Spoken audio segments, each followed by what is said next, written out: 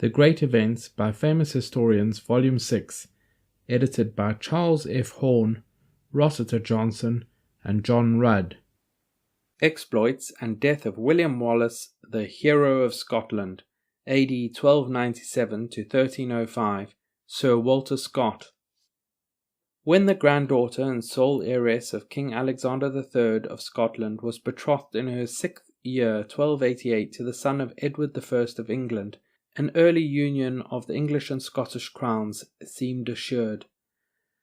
But the death of the little princess 2 years later left the throne of Scotland vacant, and was followed by the rise of 13 claimants, 3 of whom were entitled to serious regard: John de Balliol, Lord of Galloway, Robert Bruce, Lord of Annandale, and John Hastings, Lord of Abergavenny, all descended from David, brother of William the Lion, King of Scotland, 1165 to 1214. Edward I of England at once assumed all the rights of a feudal suzerain until the disputed claims should be settled. Finally, the claim of Balliol was recognized. He did homage to Edward for his services to the realm of Scotland, and for a time peace prevailed. But when Edward called upon the Scottish nobles to serve in his foreign wars, and made other demands implying the dependence of Scotland, the resentment of Balliol's subjects forced him into an attitude of war. In 1295 he made an alliance against Edward with Philip the Fair of France. In 1296 Edward invaded Scotland, took Berwick, and slaughtered 8,000 of its citizens, defeated the Scots at Dunbar, occupied Edinburgh, Stirling, and Perth, compelled Balliol to surrender, and sent him to the Tower of London. Edward then made Scotland a dependency of his crown. This submission was not the act of the people, but of their leaders. The Scots assembled in troops and companies, and betaking themselves to the woods, mountains, and morasses, prepared for a general insurrection against the English power. They found their leader in the outlawed knight, William Wallace. Wallace was born about 1274. Popular tradition, which delights to dwell upon the beloved champion of the people, has invested him with many striking qualities, ascribing to him a gigantic stature and enormous strength, as well as extraordinary courage. Little, if anything, is really known of his personality and private life, while all that belongs to history concerning him is told by his celebrated and admiring fellow countryman, Sir Walter Scott, in the following narrative. Wallace is believed to have been proclaimed an outlaw for the slaughter of an Englishman in a casual fray. He retreated to the woods, collected around him a band of men as desperate as himself, and obtained several successes in skirmishes with the English. Joined by Sir William Douglas, who had been taken at the siege of Berwick, but had been discharged upon ransom, the insurgents compelled Edward to send an army against them under the Earl of Surrey, the victor of Dunbar. Several of the nobility, moved by Douglas's example, had joined Wallace's standard, but overawed at the approach of the English army, and displeased to act under a man like Wallace, of comparatively obscure birth, they capitulated with Sir Henry Percy, the nephew of Surrey, and in one word changed sides. Wallace kept the field at the head of a considerable army, partly consisting of his own experienced followers, partly of the smaller barons or crown tenants, and partly of vassals, even of the apostate lords, and volunteers of every condition. By the exertion of much conduct and resolution, Wallace had made himself master of the country beyond Forth, and taken several castles when he was summoned to Stirling to oppose Surrey, the English governor of Scotland. Wallace encamped on the northern side of the river, leaving Stirling Bridge apparently open to the English, but resolving, as it was long and narrow, to attack them while in the act of crossing. The Earl of Surrey led 50,000 infantry and 1,000 men-at-arms. Part of his soldiers, however, were the Scottish barons, who had formerly joined Wallace's standard, and who, notwithstanding their return to that of Surrey, were scarcely to be trusted. The English treasurer, Cressingham, murmured at the expense attending the war, and to bring it to a crisis proposed to commence an attack the next morning by crossing the river. Surrey, an experienced warrior, hesitated to engage his troops in the defile of a wooden bridge where scarce 2 horsemen could ride abreast, but urged by the imprudent vehemence of Cressingham, he advanced contrary to common sense as well as to his own judgment. The vanguard of the English was attacked before they could get into order. The bridge was broken down and thousands perished in the river and by the sword. Cressingham was slain, and Surrey fled to Berwick to recount to Edward that Scotland was lost at Stirling in as short a time as it had been won at Dunbar. In a brief period after this victory, almost all the fortresses of the kingdom surrendered to Wallace. Increasing his forces, Wallace, that he might gratify them with plunder, led them across the English border, and sweeping it lengthwise from Newcastle to the gates of Carlisle, left nothing behind him but blood and ashes. The nature of Wallace was fierce, but not inaccessible to pity or remorse. As his unruly soldiers pillaged the church of Hexham, he took the canons under his immediate protection. "Abide with me," he said, "holy men, for my people are evildoers, and I may not correct them." When he returned from this successful foray, an assembly of the states was held at the Forest Church in Selkirkshire, where Wallace was chosen guardian of the kingdom of Scotland. The meeting was attended by Lennox, Sir William Douglas, and some few men of rank. Others were absent from fear of King Edward, or from jealousy of an inferior person like Wallace, raised to so high a station. Conscious of the interest which he had deservedly maintained in the breast of the universal people of Scotland, Wallace pursued his judicious plans of enforcing general levies through the kingdom and bringing them under discipline. It was full time, for Edward was moving against them. The English monarch was absent in Flanders when these events took place, and what was still more inconvenient, before he could gain supplies from his parliament to suppress the Scottish revolt, Edward found himself obliged to confirm Magna Carta, the Charter of the Forest, and other stipulations in favour of the people, the English being prudent, though somewhat selfishly disposed to secure their own freedom before they would lend their swords to destroy that of their neighbours.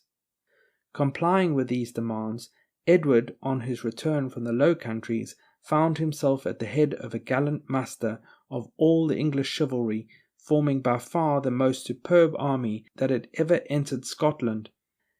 Wallace acted with great sagacity, and according to a plan which often before and after proved successful in Scottish warfare, laid waste the intermediate country between Stirling and the frontiers, and withdrew toward the centre of the kingdom to receive the English attack when their army should be exhausted by privation. Edward pressed on with characteristic hardihood and resolution. Tower and town fell before him, but his advance was not without such inconvenience and danger as a less determined monarch would have esteemed a good apology for retreat. His army suffered from want of provisions, which were at length supplied in small quantities by some of his ships. As the English king lay at Kirkliston in West Lothian, a tumult broke out between the Welsh and English in his army, which after costing some blood was quelled with difficulty. While Edward hesitated whether to advance or retreat, he learned through the treachery of 2 apostate Scottish nobles, the Earls of Dunbar and Angus, that Wallace with the Scottish army had approached so near as Falkirk. This advance was doubtless made with the purpose of annoying the expected retreat of the English. Edward, thus apprised that the Scots were in his vicinity, determined to compel them to action. He broke up his camp, and advancing with caution slept the next night in the fields along with the soldiers. But the casualties of the campaign were not yet exhausted. His war horse, which was picketed beside him like that of an ordinary man-at-arms, struck the king with his foot and hurt him in his side. A tumult arose in the camp, but Edward, regardless of pain, appeased it by mounting his horse, riding through the cantonments, and showing the soldiers that he was in safety. Next morning, July 22nd, 1298, the armies met. The Scottish infantry were drawn up on a moor with a morass in front. They were divided into 4 phalanxes, or dense masses, with lances lowered obliquely over each other, and seeming, says an English historian, like a castle walled with steel. These spearmen were the flower of the army, in whom Wallace chiefly confided. He commanded them in person and used a brief exhortation. "I have brought you to the ring. Dance as best you can." The Scottish archers, under the command of Sir John Stewart, brother of the Steward of Scotland, were drawn up in the intervals between the masses of infantry. They were chiefly brought from the wooded district of Selkirk. We hear of no Highland bowmen among them. The cavalry, which amounted to only 1,000 men-at-arms, held the rear. The English cavalry began the action. The Marshal of England led half of the men-at-arms straight upon the Scottish front, but in doing so involved them in the morass. The Bishop of Durham, who commanded the other division of the English cavalry, was wheeling round the morass on the east, and perceiving this misfortune, became disposed to wait for support. "To mass, Bishop!" said Rolf Bassett of Drayton, and charged with the whole body. The Scottish men-at-arms went off without couching their lances, but the infantry stood their ground firmly. In the turmoil that followed, Sir John Stewart fell from his horse and was slain among the archers of Ettrick, who died in defending or avenging him. The close bodies of Scottish spearmen, now exposed without means of defence or retaliation, were shaken by the constant showers of arrows, and the English men-at-arms, finally charging them desperately while they were in disorder, broke and dispersed these formidable masses. The Scots were then completely routed, and it was only the neighbouring woods which saved a remnant from the sword. The body of Stewart was found among those of his faithful archers, who were distinguished by their stature and fair complexions from all others with which the field was loaded. Macduff and Sir John Graham, the hardy Wight and Wise, still fondly remembered as the bosom friend of Sir William Wallace, were slain in the same disastrous action.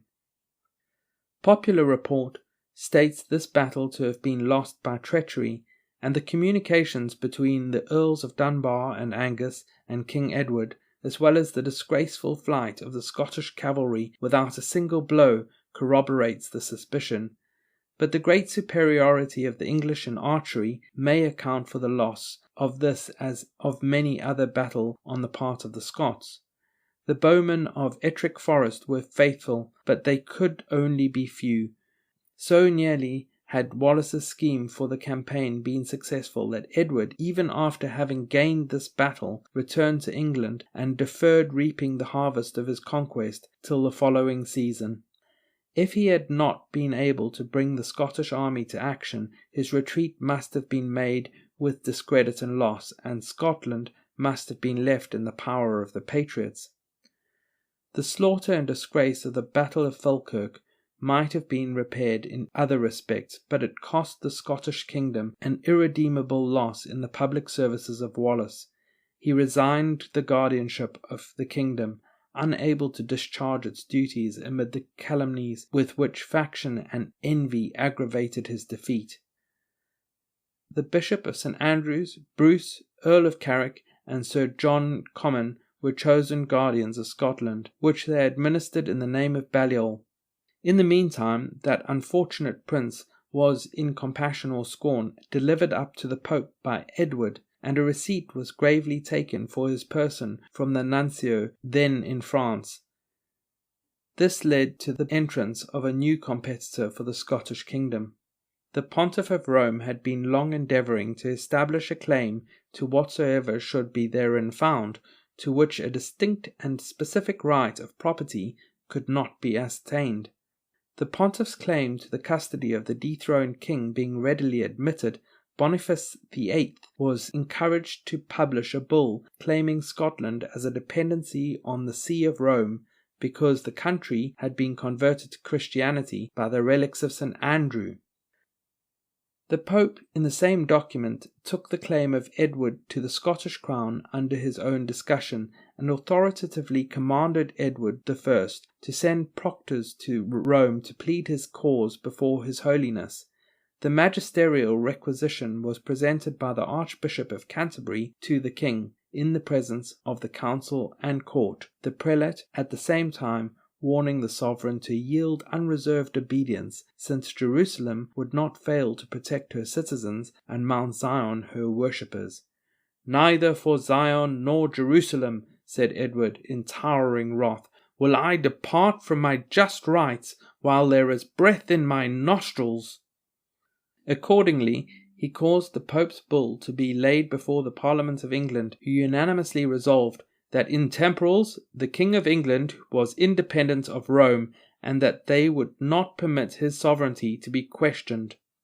Their declaration concludes with these remarkable words: "We neither do, will, nor can permit our sovereign to do anything to the detriment of the Constitution which we are both sworn to and are determined to maintain." A spirited assertion of national right, had it not been in so bad a cause as that of Edward's claim of usurpation over Scotland. Meantime, the war languished during this strange discussion, from which the Pope was soon obliged to retreat. There was an inefficient campaign in 1299 and 1300. In 1301 there was a truce in which Scotland as well as France was included. After the expiry of this breathing space, Edward I, in the spring of 1302, sent an army into Scotland of 20,000 men under Sir John Seward, a renowned general. He marched toward Edinburgh in 3 divisions, leaving large intervals between each. While in this careless order, Seward's vanguard found themselves suddenly within reach of a small but chosen body of troops amounting to 8,000 men, commanded by Sir John Comyn, the Guardian, and a gallant Scottish knight, Sir Simon Fraser. Seward was defeated, but the battle was scarce over when his 2nd division came up. The Scots, flushed with victory, re-established their ranks, and having cruelly put to death their prisoners, attacked and defeated the second body also. The 3rd division came up in the same manner. Again it became necessary to kill the captives and to prepare for a third encounter. The Scottish leaders did so without hesitation, and their followers, having thrown themselves furiously on the enemy, discomfited that division likewise, and gained, as the historians boast, 3 battles in one day. But the period seemed to be approaching in which neither courage nor exertion could longer avail the unfortunate people of Scotland. A peace with France, in which Philip the Fair totally omitted all stipulations in favour of his allies, left the kingdom to its own inadequate means of resistance, while Edward directed his whole force against it. The castle of Brechin, under the gallant Sir Thomas More, made an obstinate resistance. He was mortally wounded and died in an exclamation of rage against the soldiers, who asked if they might not then surrender the castle. Edward wintered at Dunfermline, and began the next campaign with the siege of Stirling, the only fortress in the kingdom that still held out. But the courage of the Guardians altogether gave way. They set the example of submission, and such of them as had been most obstinate in what the English king called rebellion were punished by various degrees of fine and banishment. With respect to Sir William Wallace, it was agreed that he might have the choice of surrendering himself unconditionally to the king's pleasure, provided he thought proper to do so, a stipulation which, as it signified nothing in favour of the person for whom it was apparently conceived, must be imputed as a pretext on the part of the Scottish nobles to save themselves from the disgrace of having left Wallace altogether unthought of. Some attempts were made to ascertain what sort of accommodation Edward was likely to enter into with the bravest and most constant of his enemies, but the demands of Wallace were large, and the generosity of Edward very small. The English king broke off the treaty, and put a price of 300 marks on the head of the patriot. Meantime, Stirling Castle continued to be defended by a slender garrison, and deprived of all hopes of relief, continued to make a desperate defence under its brave governor, Sir William Oliphant, until famine and despair compelled him to an unconditional surrender, when the king imposed the harshest of terms on this handful of brave men. But what Edward prized more than the surrender of the last fortress which resisted his arms in Scotland was the captivity of her last patriot. He found in a Scottish nobleman, Sir John Monteith, a person willing to become his agent in searching for Wallace among the wilds where he was driven to find refuge. Wallace was finally betrayed to the English by his unworthy and apostate countrymen, who obtained an opportunity of seizing him at Rob Royston, near Glasgow by the treachery of a servant. Sir William Wallace was instantly transferred to London, where he was brought to trial in Westminster Hall, with as much apparatus of infamy as the ingenuity of his enemies could devise. He was crowned with a garland of oak to intimate that he had been king of outlaws. The arraignment charged him with high treason in respect that he had stormed and taken towns and castles and shed much blood. "Traitor," said Wallace, "was I never." The rest of the charges he confessed and proceeded to justify them. He was condemned and executed by decapitation, 1305. His head was placed on a pinnacle on London Bridge, and his quarters were distributed over the kingdom. Thus died this courageous patriot, leaving a remembrance which will be immortal in the hearts of his countrymen. This steady champion of independence having been removed and a bloody example held out to all who should venture to tread in his footsteps, Edward proceeded to form a species of constitution for the country, which at the cost of so much labour, policy, and bloodshed, he had at length, as he conceived, united forever with the English crown. 10 commissioners, chosen for Scotland and 20 for England, composed a set of regulations for the administration of justice, and enactments were agreed upon by which the feudal law, which had been long introduced into Scotland, was strengthened and extended, while the remains of the ancient municipal customs of the original Celtic tribes, or the consuetudinary laws of the Scots and Brets, the Scoto-Irish and British races, were finally abrogated. This was for the purpose of promoting a uniformity of laws through the islands. Sheriffs and other officers were appointed for the administration of justice. There were provisions also made for a general revision of the ancient laws and statutes of Scotland. End of section 38.